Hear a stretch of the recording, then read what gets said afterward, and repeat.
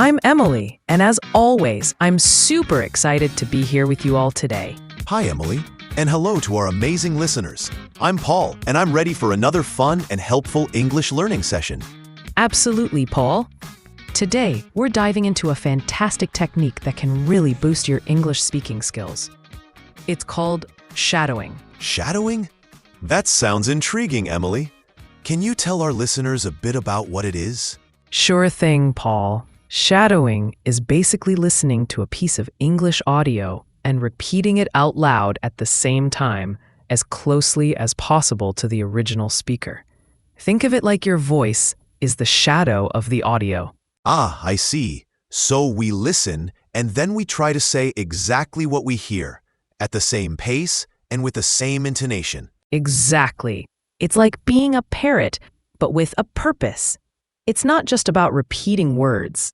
It's about getting a feel for the rhythm, the pronunciation, and the flow of natural English. That makes sense. It sounds like a really active way to learn. Before we get into the details, Emily, should we remind our listeners to do the usual? Oh, you're absolutely right, Paul. Before we jump in, if you're enjoying our podcast and finding it helpful, please take a moment to hit that subscribe button. It really helps us reach more learners like you. And don't forget to give us a thumbs up or a like on this episode if you find it useful. Your support means the world to us.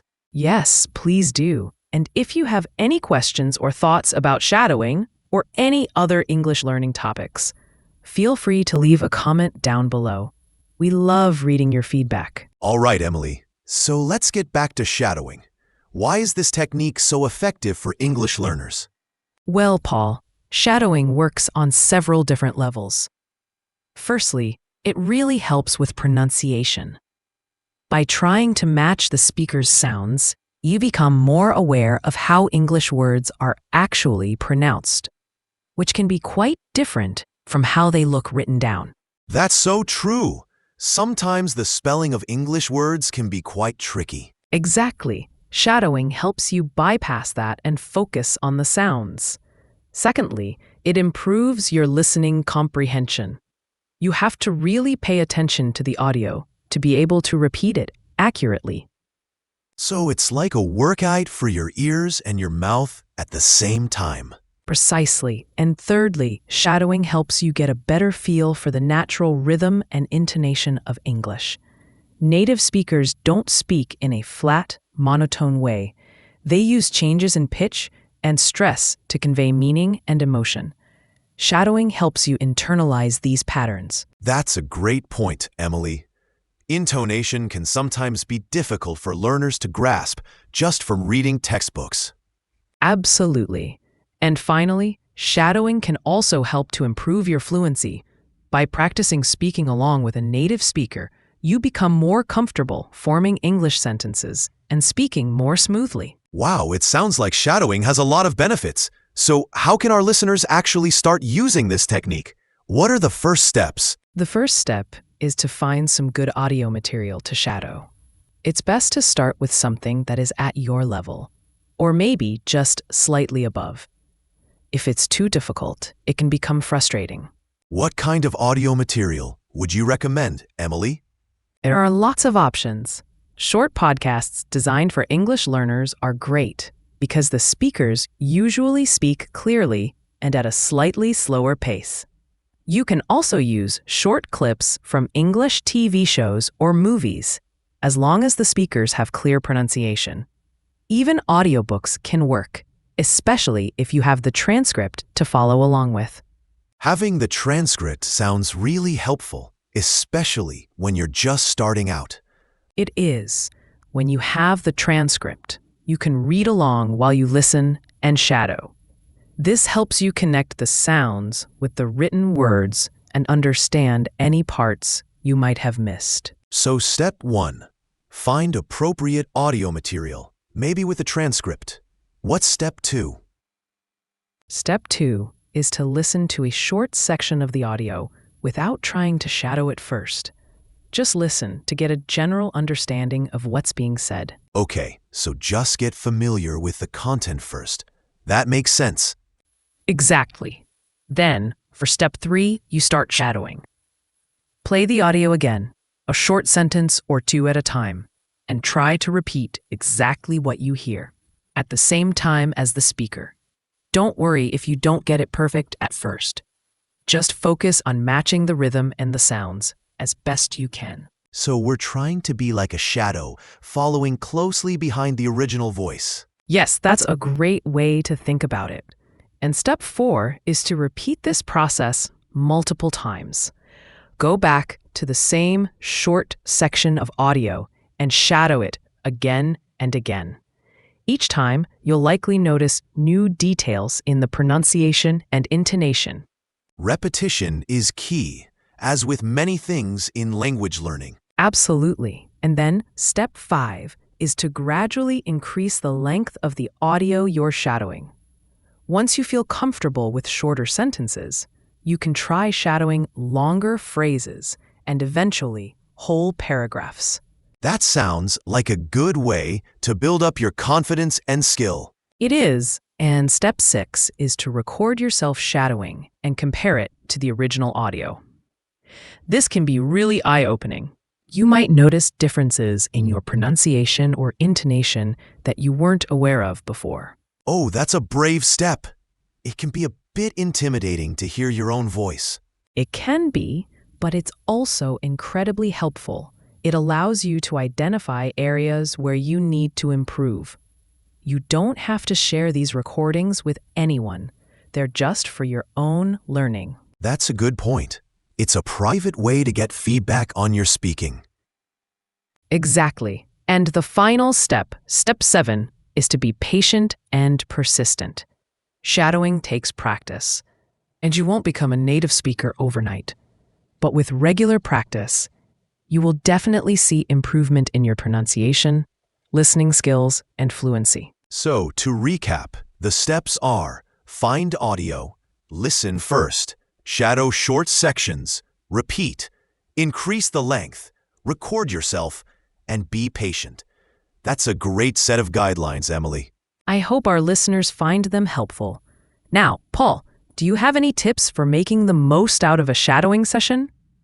Yes, I do. One tip is to really focus on the sounds. Pay attention to how the speaker moves their mouth and tongue, even if you can't see them. Try to imitate those movements as best you can. That's a great tip, Paul. It's about getting a physical feel for the language. Exactly. Another tip is not to worry too much about understanding every single word when you're first starting. The focus at this stage is more on the sounds and the rhythm. You can always go back and look up unfamiliar words later. That's important. Sometimes learners get stuck on one word and it disrupts their flow. It's better to keep going and then revisit later. And a third tip is to try different types of audio material. Experiment with podcasts, news reports, interviews, and even songs. Each type of audio can expose you to different vocabulary and speaking styles. That's a fantastic idea, Paul. Variety is the spice of life, and it can also make your shadowing practice more interesting. Absolutely. And my final tip is to make it a regular habit. Even short, consistent shadowing sessions are more effective than long, infrequent ones. Try to incorporate it into your daily or weekly study routine. Consistency is so important in language learning. Even 10 to 15 minutes of focused shadowing a few times a week can make a big difference over time. So, Emily, what are some common mistakes that learners might make when they're trying to shadow, and how can they avoid them? That's a great question, Paul. One common mistake is trying to shadow material that is too difficult. As we mentioned earlier, it's best to start with something at your level. If you're constantly getting lost or can't keep up, it can be discouraging. Definitely. It's better to feel successful and build confidence with easier material first. Another mistake is focusing too much on individual words and not enough on the overall flow and intonation. Remember, it's not just about saying the right words. It's about saying them in a natural-sounding way. So, try to mimic the melody of the speech, not just the notes. Exactly. And a third mistake is not being active enough. Shadowing isn't just passively listening and repeating. You need to actively try to match the speaker's pronunciation, rhythm, and intonation. It requires focus and effort. It's like a mental and oral workout. It is. And finally, some learners might get discouraged if they don't sound exactly like a native speaker right away. It's important to remember that improvement takes time and practice. Don't give up. That's such an important message, Emily. Be patient with yourself and celebrate your progress, no matter how small it seems. Absolutely, Paul. Every little bit of practice helps. And remember, the goal of shadowing is to improve your English speaking skills, not to become a perfect imitation of the speaker. So, Emily, can you give our listeners a quick example of what shadowing might sound like? Maybe you can say a short sentence, and I can try to shadow you. Sure thing, Paul. Let's try this sentence. The quick brown fox jumps over the lazy dog. Okay, here I go. The quick brown fox jumps over the lazy dog. That was great, Paul. You matched my rhythm and pronunciation very well. See, listeners, it's about trying your best to follow along. Thanks, Emily. It definitely feels like you're more engaged with the language when you're actively trying to repeat it. It really does. It helps to build that muscle memory for speaking English. So, Emily, for our listeners who are just starting out with shadowing, what kind of resources would you recommend they look for? For beginners, I would definitely suggest podcasts that are specifically designed for English learners. These often have clear pronunciation and speak at a slightly slower pace. Some examples you might look for are podcasts for ESL, English as a Second Language learners. That's a great starting point. And what about more intermediate learners? What kind of materials could they use? Intermediate learners could start using slightly more challenging material, like short news clips or interviews. They could also try shadowing parts of English TV shows or movies that have relatively clear dialogue. And for more advanced learners, what's the next level of shadowing? Advanced learners can really challenge themselves with more complex audio, like academic lectures, debates, or even more nuanced and fast-paced conversations in movies or series. The key at this stage is to focus on the subtle aspects of pronunciation, intonation, and even slang or idiomatic expressions. That sounds like a real workout for the ears and the mouth. It is, but it's also a fantastic way to really refine your English speaking skills and sound more natural. So, Emily, to wrap things up, what's the one key takeaway you'd like our listeners to remember about the shadowing technique? A key takeaway is that shadowing is an active and effective way to improve your pronunciation, listening comprehension, and fluency. It takes practice and patience, but the benefits are definitely worth the effort. So don't be afraid to give it a try and repeat like a native. That's excellent advice, Emily. Thank you for sharing all these great tips on shadowing with us today. I'm definitely going to try incorporating this more into my own language learning. You're very welcome, Paul. And to all our listeners, we really encourage you to try the shadowing technique.